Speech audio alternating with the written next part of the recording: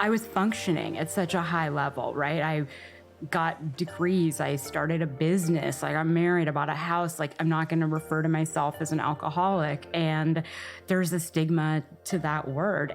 That's Sonia Kahlon, a recovery coach and former addict who got sober in 2016. Sonia had always known that alcoholism is a label that can sometimes stop people from getting help.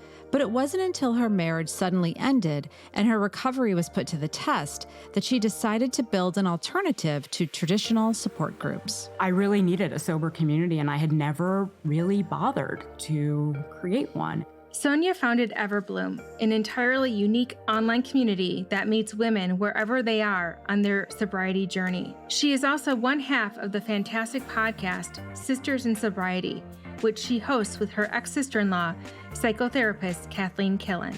I work mostly with couples, and I definitely see how substances are affecting those people and how it's really creating issues within relationships. Kathleen has also struggled with substance abuse. So when Sonia asked her to host the show with her, she forced me to do the podcast.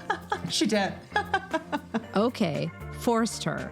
It seemed like a great way to start a wider conversation about unhealthy relationships with alcohol and share some tools for change. May is Mental Health Awareness Month, and on this episode, we're thrilled to shine a light on Sisters in Sobriety and the Everblume community.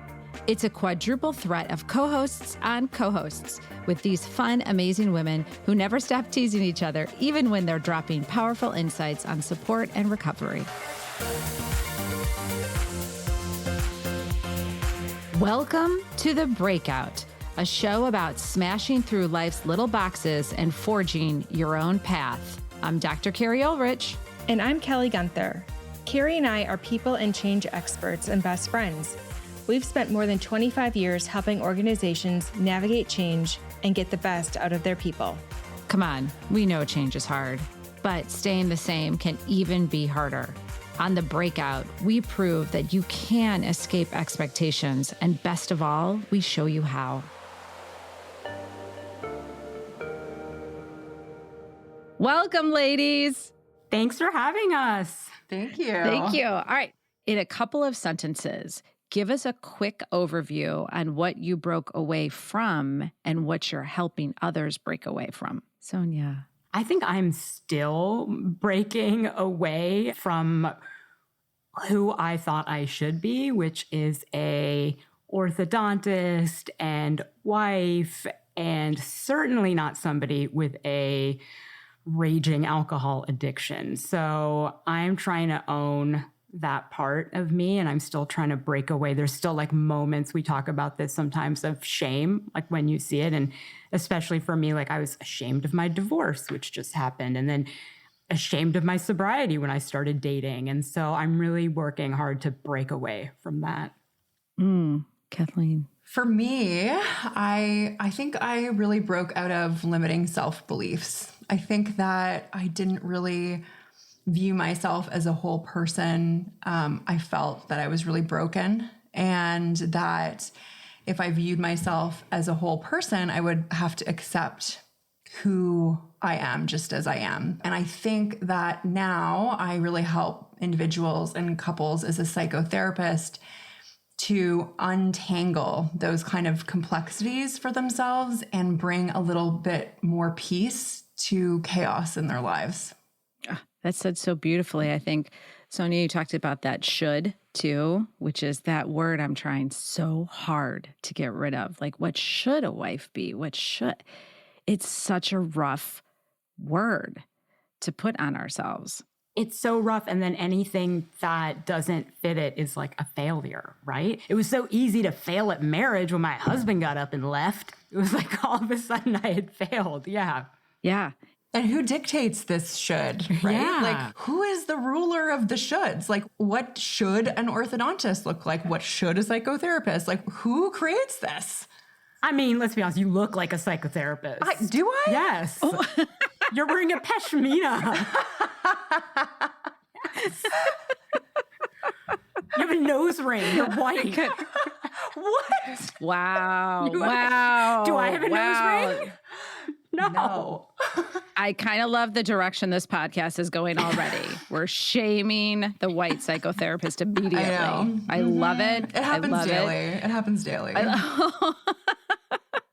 I think, but you said who's the ruler of the should, and isn't, to your point, Kathleen, the self-limiting beliefs. Usually we're the worst shoulder of ourselves because we're the ones saying, oh, I should act like that. And like, again, where did you even get this? And so usually we're our worst enemies around that. We are. I mean, I think it's like looking at where those beliefs come from too, because once we can examine where they come from, we're able to shine a light on it and maybe take a different approach. It's like you are promoting our new book that we're talking about, but we're talking about where do those beliefs come from, right? So where do all those shoulds, like my parents told me this and my culture tells me this and where I grew up. And that's our whole book is like, you have to examine where it comes from and then figure out what serves you. What do I like?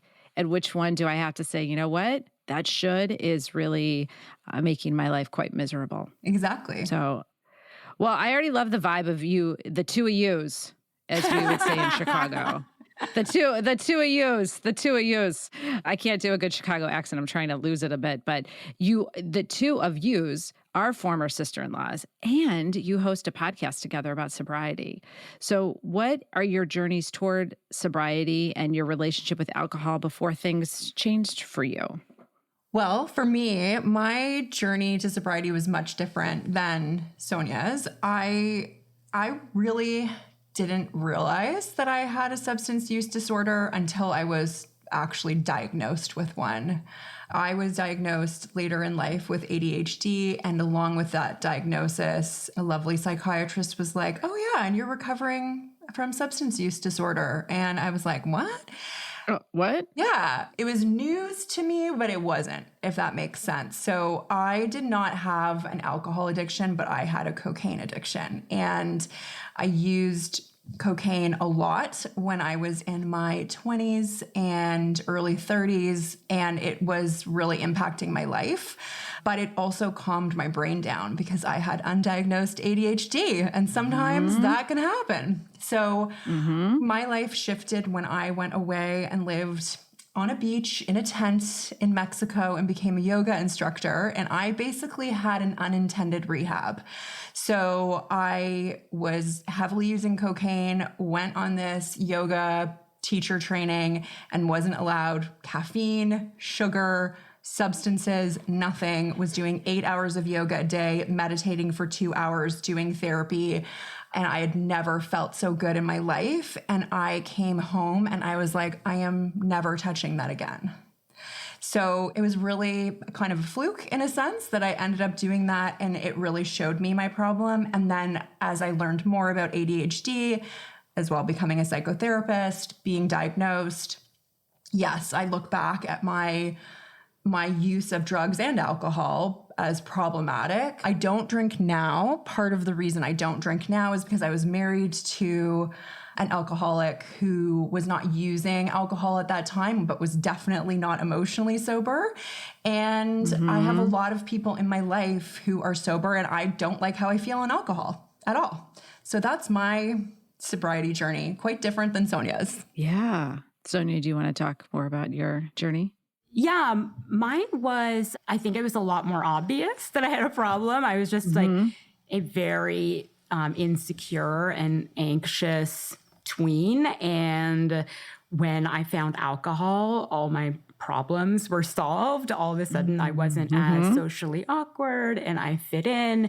And so I just used it with increasing frequency and volume. As I got older, it was the only coping mechanism I had. And so I'm an orthodontist, and when I started my practice, it was really stressful. I was dealing with people all the time, and I hate people. And so, and being their boss especially was just like a very uncomfortable place. And so as my practice grew, it grew to almost 50 employees and 7 offices. I was drowning, and I was drowning myself every night in alcohol. And I was so lucky. I got to sell the practice, got an offer out of the blue to sell, and I sold, and then realized that I had no hobbies and no really strong friendships. And so I got sober and I started working on all those. And so Kathleen and I hadn't been close before I got sober. She was married to my brother,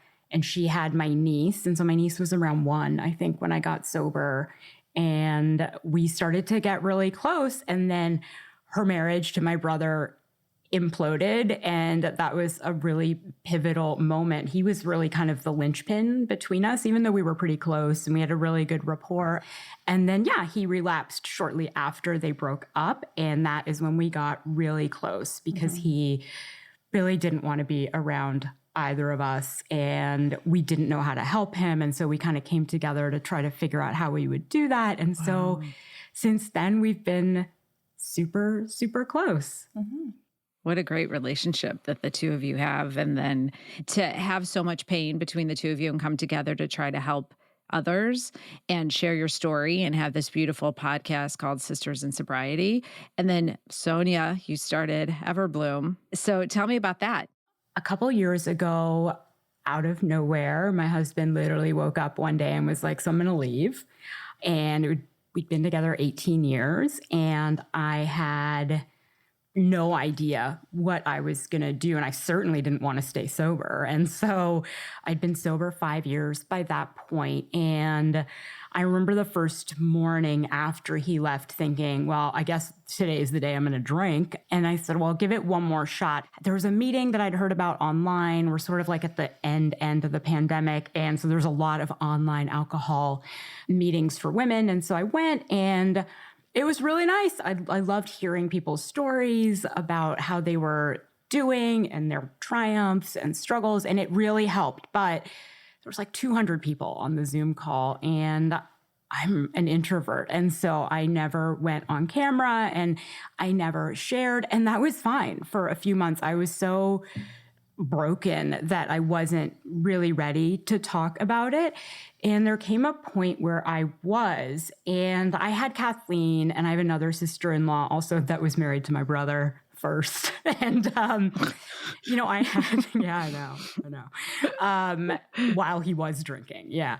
So I had them, and we're super close, but there was something about not wanting to burden them, especially given their experience with my brother, with me drinking. I didn't want to burden them and say, I'm thinking about going out and getting, a gallon of wine and drinking it tonight and then passing out. And so I really needed a sober community, and I had never really bothered to create one. And so I looked around for something where I could get people that were consistent. I just want to see people every week so I don't have to go through my whole story again. It's really hard to get on and share every week, be like, so then my husband left, then we found out he was cheating. I just didn't want to have to repeat the lowlights of like my situation. And so I looked for something that was consistent, but the model usually for alcohol recovery is a drop-in model. And I love that because you can be upset at 12 o'clock and go to an AA meeting at 12:30. And so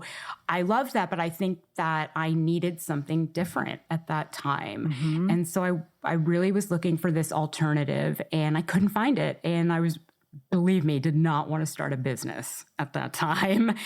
But I really did want that support. And I thought, if I need it, and I have the best sisters and family checking on me every hour, sometimes. And if I need it, I can't even imagine what other women with kids, with financial issues, what are they struggling with and trying to stay sober.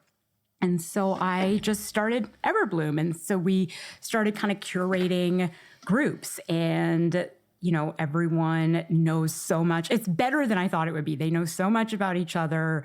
They'll get on and be like, Rose, how's your sister doing? How is she after that surgery? And that's exactly what I wanted. And I will get on and tell them about my horrible Bumble dates. And, I'm part of the meeting as much as anyone. And so, that's the story. We'll get back to the interview after this quick break. The Breakout comes to you from a Sobriety group. We offer coaching and consulting to help you dig into change. Here's what we know. Only about 10% of us are really self-aware. Without self-awareness, improvement is tough, because if you don't know what box you're in, you can't break out of it. That's where we come in.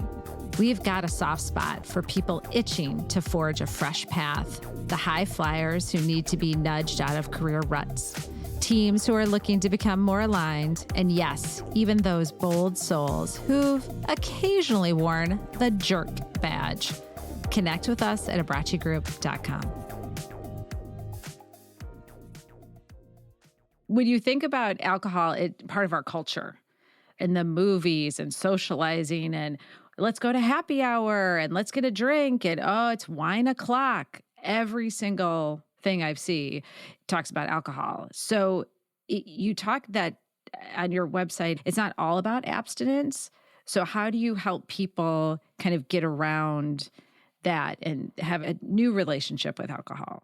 What I started to notice was that most of the women coming to me didn't want to use the word alcoholic. They didn't want to think about never drinking again. They just knew that they had started to use alcohol as a crutch. And, all we do is talk, right? It's not like we have steps or a program. We just talk and we figure out the triggers. Like, what are you using it for? Is it a habit? Do you come home from work and when you're making dinner, or do you put the kids to bed and then you drink? And so can we break the habit? And sometimes they can and learn to have, a glass of wine when they go out to dinner. And sometimes they can't and they realize that they do need abstinence. So I would say 90% of people come in wanting to moderate and maybe 10% leave actually moderating. What are some of those most common stories that you hear with women who are having trouble with their relationship with alcohol? The most common now is I started drinking during the pandemic. I started drinking earlier. I started drinking every day. And I started drinking more, and I was seeing sort of like the wine bottles pile up in the recycling. And then when things went back to normal, they just were, how they feel is they were just stuck with this habit. Kathleen, we hear constantly about mental health crisis now. Are you seeing in your practice, or kind of what are your thoughts on what's happening now? Yeah, I'm seeing it as not just alcohol, but many different substances as a means to cope. So the only tool in their toolbox will be a substance, and using it as a mechanism to deal with profound grief that we might not think about, like not necessarily the death of someone, but the loss of something in their life. And I certainly think the pandemic relates to that. I think that many people around the world felt grief. They may not have identified it as such, but using substances to cope with grief, to cope with anxiety. I mean, we live in an anxiety-riddled world. Yes. I mean, it is tough to get through the day with everything that goes on in our world and be okay. So I work mostly with couples, and I definitely see how substances are affecting those people that I'm working with and how it's really, really creating issues within relationships. So fueling conflict, fueling disconnection. I also work a lot with grief and just seeing alcohol and substances as a mechanism to cope. Yeah, it's definitely a huge problem. Yeah, that's such a good word, that grief, because you're right, it can be so overwhelming every single day. It is. And there's not as many supports if you think about it that way. So if you think about grief, that's not about someone passing away, like there's no meal train that's coming to the house. There's no checking up on you to make sure you're okay. So what supports are you getting when, Sonia and I both have been divorced? That is a huge, huge amount of grief that goes along with a life change like that. And instead of the meal train, there's stigma, right? So it just adds to the grief of that. She's doing this on purpose because we had an argument at the kitchen table like 2 nights ago about not doing it for this You reason. are. She keeps, she's just I like, love this. keeps telling me and her daughter that we're in grief. And I'm like, and we're both like, nobody is dead. Like, just shut up. It's not grief. Like, can we just call it something else? And her 9-year-old, my niece, is like the same way. She's like, stop calling it grief, mommy. And It is grief. No, we decided we needed a new word for it. What's the new word? What's the new word? I think we called it like serif, like some asshole was left kind of thing, or like ridiculous. Yeah. We want it because it just, because you're right? Like, we don't feel like we're getting the accommodations of somebody who died. Right. Like, that's fair. Yeah. And so that's why we don't think we want a new word because we're not getting the positives of grief. Like, I have to, like, my husband didn't die. That would be fine. This guy left. Like, and same thing with her dad, my brother. Like, he didn't die. He's just like not picking her up for visits. Like, yeah. It's like, how do we have grief from an asshole? you did it on purpose. I didn't do it on purpose. We had an argument about this like 2 days ago while we were having Not everything is about you, Sonia. This is why we need more relatives/ex-relatives, but still, like, on this podcast, Kelly, like, we need more folks like, you're calling me out right now. That's amazing. And thank you. It's also like the idea we've been talking about, like, does she therapize us? Right. And so, but like by labeling it grief. Job hazard. Yeah. It is a job hazard. But you see what I'm dealing with? I'm trying to like educate my daughter on grief. And this one is like, it's not grief. No. Someone's always got to have the auntie who is like messing with you. I might do that to Kelly, where I have a son and Kelly's the auntie, and she comes in and she'll say, "You're right. School does suck, Roman." I'm like, "Shut up. What are you doing?" Yes, this is what Sonia And is she's like, to "But us. that's what an auntie does. So I get to do that." And I was like, "No, you don't, because I have to live with him." I love being an aunt. Last time I babysat her overnight, I like gave her pizza for breakfast and played her DMX. We have a 1 night maximum now that we can go away. And I think she was still in her pajamas and hadn't showered. And like, we went to Starbucks. It's a 1 night maximum, everybody. Kathleen, you and I will have a podcast against aunties. It's moms versus aunts. Kelly, I'm Team Carrie, you up for sorry. it? You up? You up for the auntie podcast? Absolutely. I mean, I love the competition, so I'm in for sure. Ladies, thank you so much for sharing your stories. And we were kind of alluding to this idea of stigma. And as people open up and share about addiction and mental health in particular, there is that stigma, as you so aptly pointed out. So how has it been for you to share your own stories kind of in your own unique way? For sure, I think that part of my marriage ending was because of my sobriety. And so that was really painful to want to embrace it after that. And I did feel this stigma for a long time. And also there's this idea that, but I was functioning at such a high level, right? I got degrees. I started a business. Like, I'm married, I bought a house. Like, I'm not going to refer to myself as an alcoholic. And there's a stigma to that word. And so, yeah, I think that it's like embracing it has been probably amazing. I don't know if you've noticed a difference in me since I really started embracing, like, my life is really about sobriety. But Kathleen, actually, I think, because I've been like at it for a while, but when I started tagging her on LinkedIn on my sobriety stuff, I think that's when you realized maybe you felt a little bit of stigma. Yeah, I definitely felt stigma because I really didn't like a label of an addict. I think I felt stigma just even with my family. I had never told my mom that I had a problem, even though, I was diagnosed with it. I never even told her that. And that was difficult for me. And then, LinkedIn. I have a huge professional network. I used to be in crisis communications and issues management. And when Sonia, she started tagging me, I was like, oh my gosh, my professional network is gonna know. And I still have that feeling come up in me sometimes. And I have to work at it to examine it. It's not that I push it down. I examine, again, belief. Where is that coming from? And really examine it. But I do still feel it.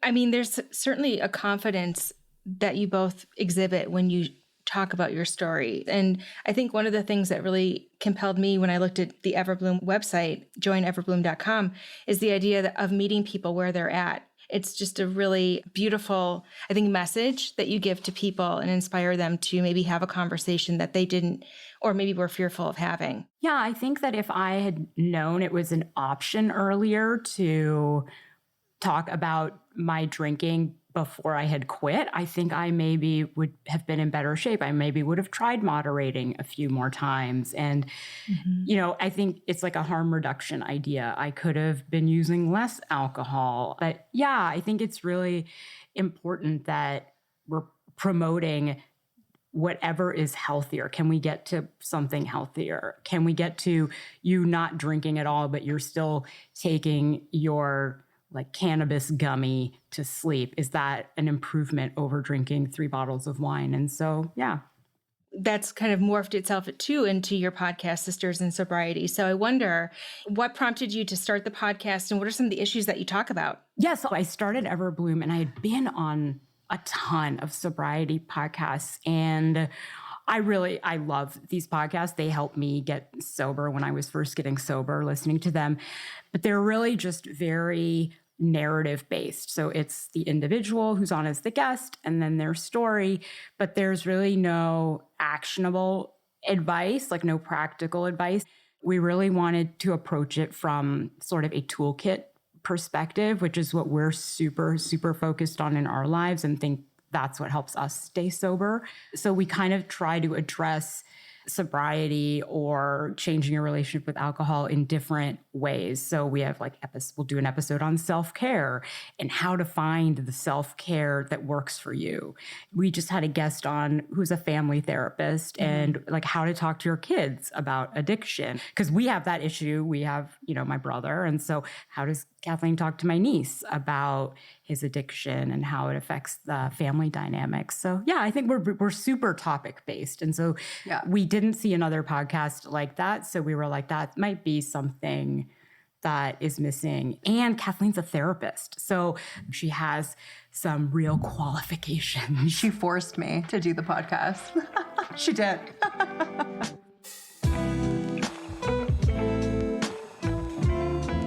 I think for me, it was just we're meeting people where they're at, as opposed to find your way in our formula and figure out what that step is and follow that step. I mean, that's certainly very important, and that program has a place for sure.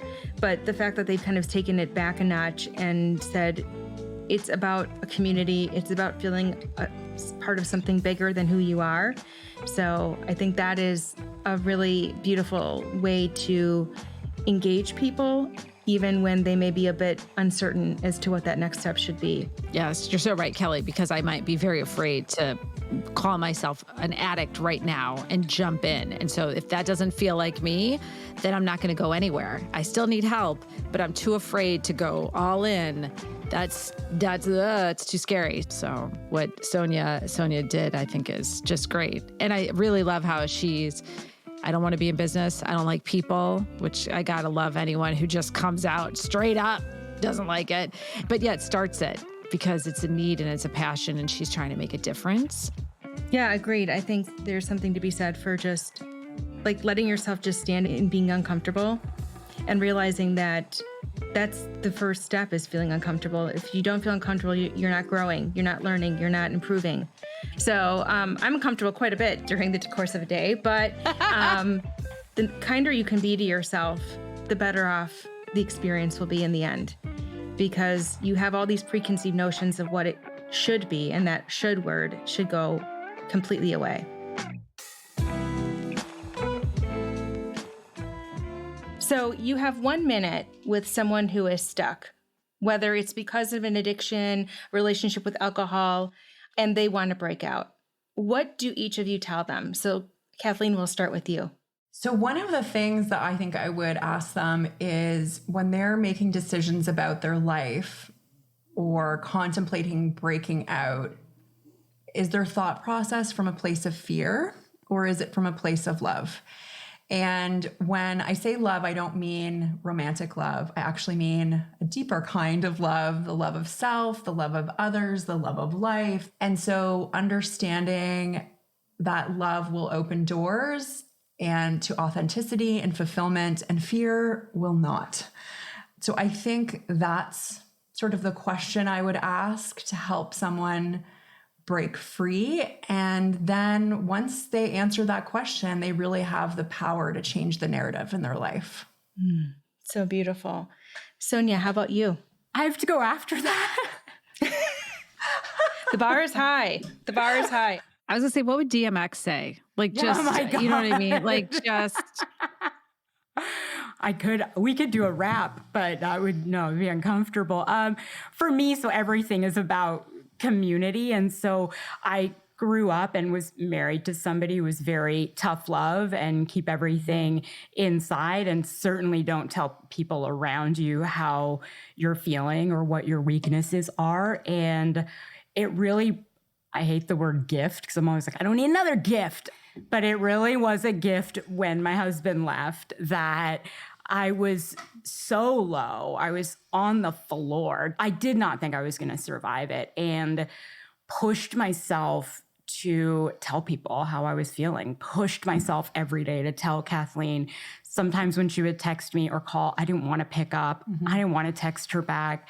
And my other sister-in-law, and I had a couple of really, really close friends. And I think that just tell somebody you want to break out, but be careful who you tell. Like, don't, tell someone who you think is not going to be supportive. But if you know people love you and you're thinking of changing anything in your life or trying to get out of a bad situation, I think that the people that love you will be there to support you, and they don't need to give you advice. They don't, I always say, like, my nieces, I have 2 teenage nieces also, and I would be like upset about something and they would say, yeah, we never really liked him. And I was like, right, thanks. Like, and sometimes that's all you really need to start to, feel better about your decisions. And yeah, that's my advice, is tell somebody, say something. And it's beautiful first steps. Tell someone that you trust, that will be your advocate throughout the journey, because it's a long one, as you mentioned. And then I love thinking through the place of, are you coming from a place of fear when you're coming to make a decision, or a place of love? That's such powerful questions to ask, and uncomfortable, I would imagine, at times as well. So Sonia and Kathleen, we're so grateful to you for sharing your story and staying true to who you are, and then paving it forward by having your podcast, Sisters in Sobriety. You two are just incredible. Thank you so much. It's been a pleasure. Thank you so much. It was so great to have you on the podcast.